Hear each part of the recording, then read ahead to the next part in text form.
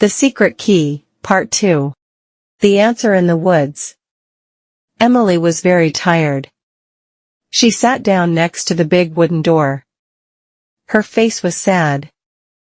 "The key is too big," she said. "The hole is too small. I cannot open the door." She felt a little angry. She worked hard. She found the door. Now, the key was wrong. The little blue bird flew back to a branch above her head. "Chirp! Chirp," the bird sang. "Do not be sad, little girl. The woods are old. They have many secrets. The door is old, but the lock is new." Emily looked up at the bird. "A new lock? Why is the lock new?" The bird flew to the top of the door and pointed its wing down. "Look here. The lock has screws. Old doors do not have screws. This door is very old. The lock is not the original lock." Emily stood up. She touched the metal lock. It was clean and shiny. The door was gray and rough. The door and the lock did not match. "You are right," Emily said. "The door is old, the lock is new. The key is very old and big. It cannot open a small, new lock." She looked at the key. It was beautiful. It was not useless. "The key is right," she thought. "The lock is wrong. I must find the original lock or the original door." A walk back to the village. Emily knew she needed help. The animals knew about the forest, but her grandmother knew about the past. "Thank you, little bird," Emily said. "You helped me very much. I need to go to the village now." She put the big key in her pocket. She walked back through the thick forest. She walked fast. Her heart was full of hope again. When she left the trees, she saw the happy rabbit again. The rabbit was eating grass. "Hello, fast runner," Emily said. The rabbit looked at her. "Did you open the door?" "No," Emily said. "The lock is new. The key is old.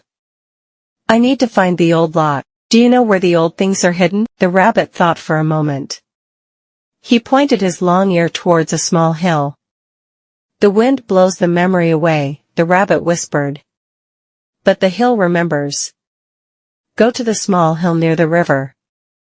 The river moves the land. The land keeps the old secrets." Emily thanked the rabbit and started to run to the small hill. It was getting late. The sun was going down. The secret on the hill. Emily ran fast to the small hill. The hill was near the place where she found the key. She climbed the hill. The ground was soft and wet. She looked down at the river. The river looked quiet. Suddenly, Emily saw something on the top of the hill. The ground was broken. There was a small, round stone. It looked different from the other stones.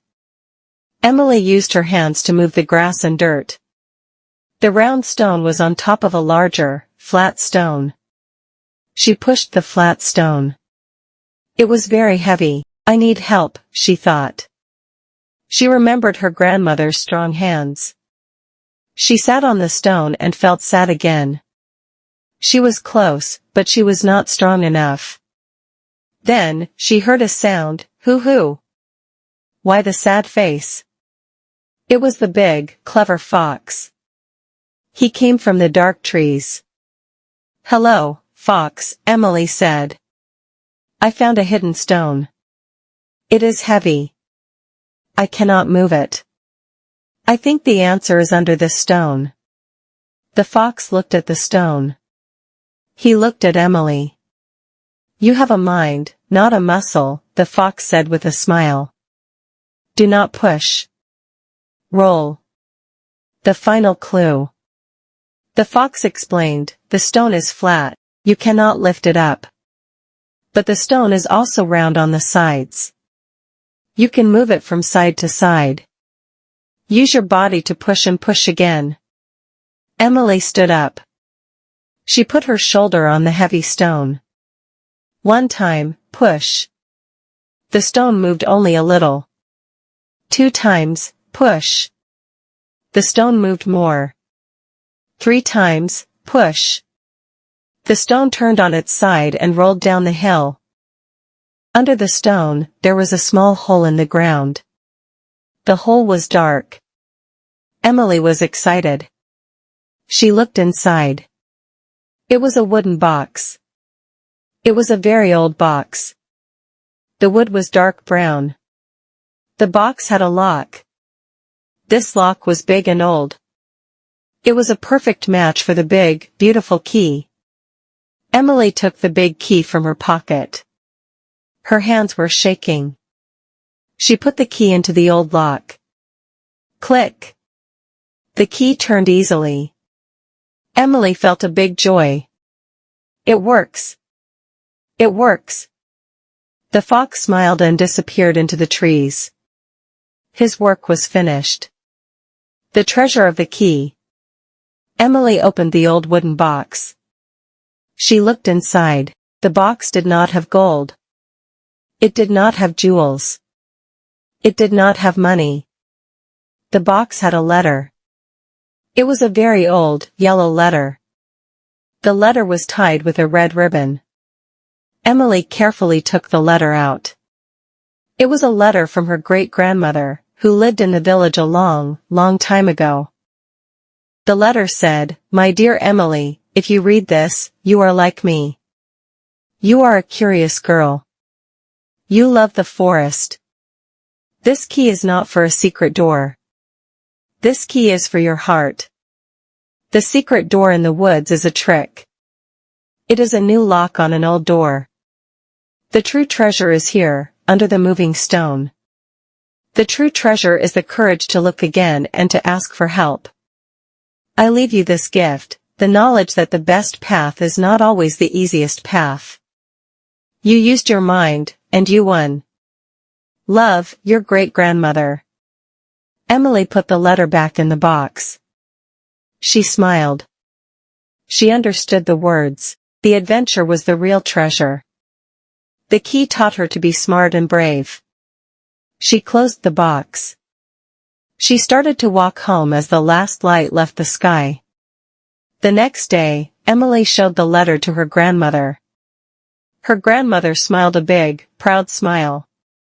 "Your great-grandmother was also a smart girl," she said. "She wanted you to use your head, not just the key." Emily kept the old wooden box and the big key. She did not need to open the door in the woods again. She knew the most important secret: the answer to a big problem is often hidden, but not where you think it is. The power was not in the lock, but in the girl who found the answer. The mystery is not finished. Do you want to know what happens to Emily? Subscribe now. We make new English stories for you every day. Don't stop learning. Tell us in the comments, what is the most important lesson Emily learned in this adventure? Write your answer.